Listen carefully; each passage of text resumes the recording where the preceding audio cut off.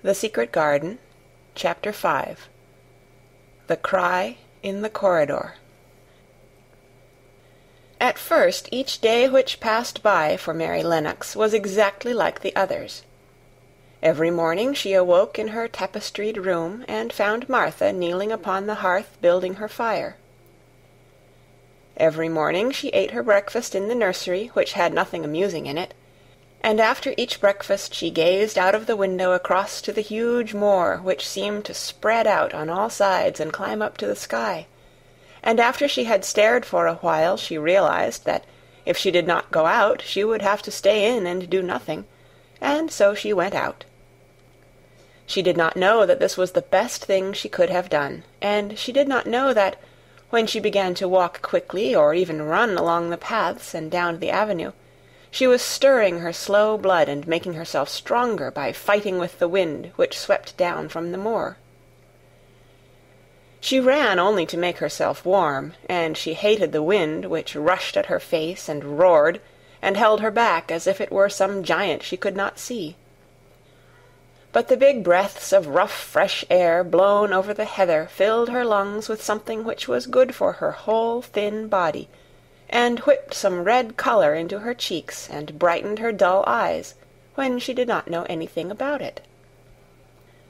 But after a few days spent almost entirely out of doors, she wakened one morning knowing what it was to be hungry, and when she sat down to her breakfast she did not glance disdainfully at her porridge and push it away, but took up her spoon and began to eat it, and went on eating it until her bowl was empty. "Tha got on well enough with that this morning, didn't tha?" said Martha. "It tastes nice to-day," said Mary, feeling a little surprised herself. "It's the air of the moor that's given thee stomach for the victuals," answered Martha. "It's lucky for thee that thou's got victuals as well as appetite. There's been 12 in our cottage as had the stomach and nothing to put in it. You go on playin' you out-o-doors every day, and you'll get some flesh on your bones, and you won't be so yeller." "I don't play," said Mary. "I have nothing to play with." "Nothing to play with!" exclaimed Martha. "Our children plays with sticks and stones. They just runs about and shouts and looks at things." Mary did not shout, but she looked at things. There was nothing else to do. She walked round and round the gardens and wandered about the paths in the park. Sometimes she looked for Ben Weatherstaff, but though several times she saw him at work, he was too busy to look at her, or was too surly. Once when she was walking toward him, he picked up his spade and turned away, as if he did it on purpose. One place she went to oftener than to any other. It was the long walk outside the gardens, with the walls round them. There were bare flower beds on either side of it, and against the walls ivy grew thickly. There was one part of the wall where the creeping dark green leaves were more bushy than elsewhere. It seemed as if for a long time that part had been neglected. The rest of it had been clipped and made to look neat, but at this lower end of the walk it had not been trimmed at all. A few days after she had talked to Ben Weatherstaff, Mary stopped to notice this, and wondered why it was so. She had just paused, and was looking up at a long spray of ivy swinging in the wind, when she saw a gleam of scarlet and heard a brilliant chirp, and there on the top of the wall perched Ben Weatherstaff's robin redbreast, tilting forward to look at her with his small head on one side. "Oh!" she cried out. "Is it you? Is it you?" And it did not seem at all queer to her that she spoke to him, as if she were sure that he would understand and answer her. He did answer. He twittered and chirped and hopped along the wall as if he were telling her all sorts of things.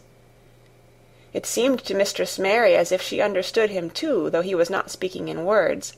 It was as if he said, "Good morning! Isn't the wind nice? Isn't the sun nice? Isn't everything nice? Let us both chirp and hop and twitter. Come on, come on." Mary began to laugh, and as he hopped and took little flights along the wall, she ran after him. Poor little thin, sallow, ugly Mary. She actually looked almost pretty for a moment. "I like you, I like you," she cried out, pattering down the walk, and she chirped and tried to whistle, which last she did not know how to do in the least. But the robin seemed to be quite satisfied, and chirped and whistled back at her. At last he spread his wings and made a darting flight to the top of a tree, where he perched and sang loudly. That reminded Mary of the first time she had seen him. He had been swinging on a tree-top then, and she had been standing in the orchard.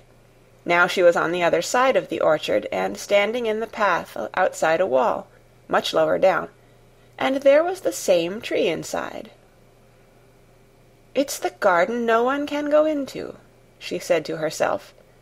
"It's the garden without a door. He lives in there. How I wish I could see what it is like." She ran up the walk to the green door she had entered the first morning. Then she ran down the path through the other door, and then into the orchard. And when she stood and looked up, there was the tree on the other side of the wall, and there was the robin just finishing his song, and beginning to preen his feathers with his beak. "It is the garden," she said. "I am sure it is." She walked round and looked closely at that side of the orchard wall, but she only found what she had found before, that there was no door in it. Then she ran through the kitchen gardens again, and out into the walk outside the long ivy-covered wall, and she walked to the end of it and looked at it, but there was no door. And then she walked to the other end, looking again, but there was no door. "It's very queer," she said. "Ben Weatherstaff said there was no door, and there is no door. But there must have been one 10 years ago, because Mr. Craven buried the key." This gave her so much to think of that she began to be quite interested, and feel that she was not sorry that she had come to Misselthwaite Manor. In India she had always felt hot and too languid to care much about anything. The fact was that the fresh wind from the moor had begun to blow the cobwebs out of her young brain, and to waken her up a little. She stayed out of doors nearly all day, and when she sat down to her supper at night she felt hungry and drowsy and comfortable. She did not feel cross when Martha chattered away. She felt as if she rather liked to hear her, and at last she thought she would ask her a question. She asked it after she had finished her supper and had sat down on the hearth-rug before the fire. "Why did Mr. Craven hate the garden?" she said. She had made Martha stay with her, and Martha had not objected at all. She was very young, and used to a crowded cottage full of brothers and sisters, and she found it dull in the great servants' hall downstairs, where the footmen and upper housemaids made fun of her Yorkshire speech, and looked upon her as a common little thing, and sat and whispered among themselves. Martha liked to talk, and the strange child who had lived in India, and been waited upon by blacks, was novelty enough to attract her. She sat down on the hearth herself without waiting to be asked. "Art tha thinking about that garden yet?" she said. "I knew tha would. That was just the way with me when I first heard about it." "Why did he hate it?" Mary persisted. Martha tucked her feet under her and made herself quite comfortable. "Listen to the wind wuthering round the house," she said. "You could bear stand up on the moor if you was out on it tonight." Mary did not know what wutherin' meant until she listened, and then she understood. It must mean that hollow, shuddering sort of roar which rushed round and round the house as if the giant no one could see were buffeting it and beating at the walls and windows to try to break in. But one knew he could not get in, and somehow it made one feel very safe and warm inside a room with a red coal fire. "But why did he hate it so?" she asked, after she had listened. She intended to know, if Martha did. Then Martha gave up her store of knowledge. "Mind," she said, "Mrs. Medlock said it's not to be talked about. There's lots of things in this place that's not to be talked over. That's Mr. Craven's orders. His troubles are none servant's business, he says. But for the garden he wouldn't be like he is. It was Mrs. Craven's garden that she had made when first they were married, and she just loved it. And they used to tend the flowers themselves, and none of the gardeners was ever let to go in. Him and her used to go in and shut the door, and stay there hours and hours, readin' and talkin'.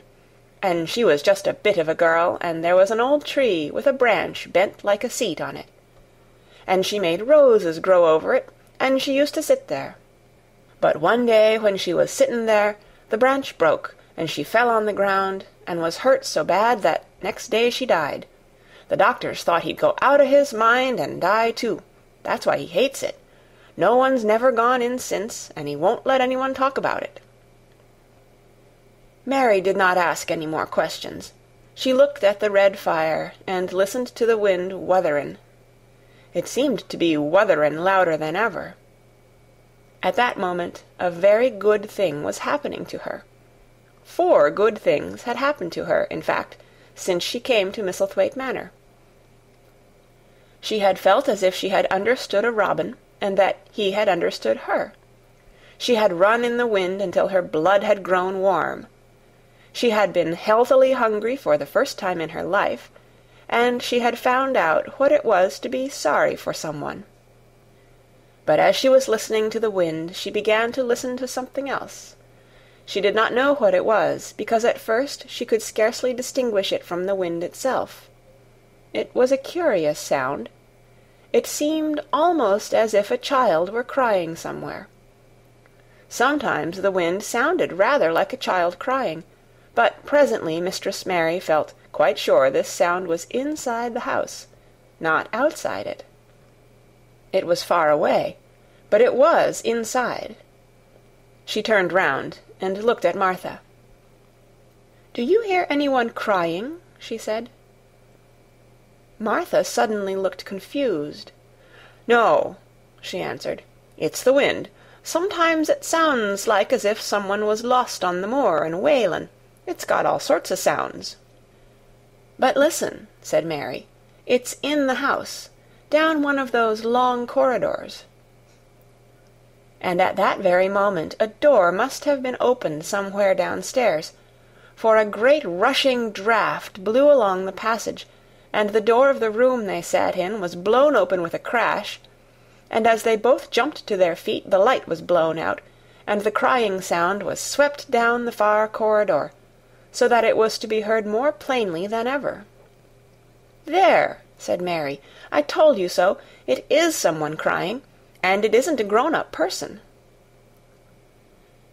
Martha ran and shut the door and turned the key, but before she did it they both heard the sound of a door in some far passage shutting with a bang, and then everything was quiet, for even the wind ceased wutherin' for a few moments. "It was the wind," said Martha stubbornly, "and if it wasn't, it was little Betty Butterworth, the scullery maid. She's had the toothache all day." But something troubled and awkward in her manner made Mistress Mary stare very hard at her. She did not believe she was speaking the truth. End of Chapter 5. Read by Kara Shallenberg on January 17th, 2006, in Oceanside, California.